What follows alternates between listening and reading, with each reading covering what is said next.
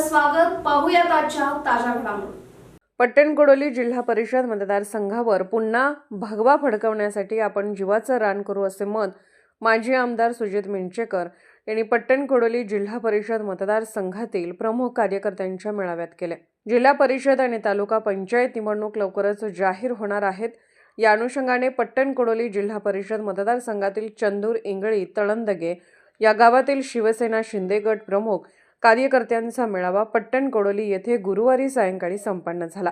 यावेळी बोलताना मिंचेकर पुढे असे म्हणाले की भाजप शिवसेना युती होईल की नाही हे अजून माहीत नाही.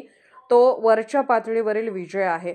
युती झाली तर युतीचा उमेदवार, नाही तर स्वबळावर उपमुख्यमंत्री एकनाथ शिंदे यांच्या मार्गदर्शनाखाली जो उमेदवार पक्ष देईल त्याला निवडून आणण्यासाठी आपण जीवाचं रान करू.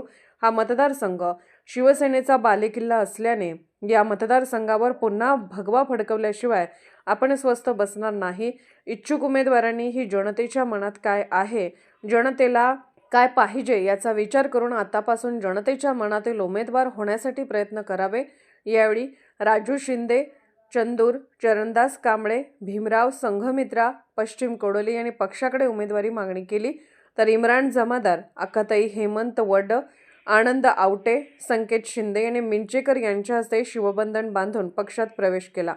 यावेळी माजी शिवसेना जिल्हा प्रमुख पुंडलिकराव जाधव, ज्येष्ठ शिवसैनिक अर्जुन शिणगारे, शिवसेना उपजिल्हा प्रमुख विजयकुमार स्वामी, पट्टणकोडोली शहराध्यक्ष शिवानंद पणदे, तानाजी शिंदे, प्रवीण चव्हाण, सचिन हळदे आदींनी मनोगते व्यक्त केली.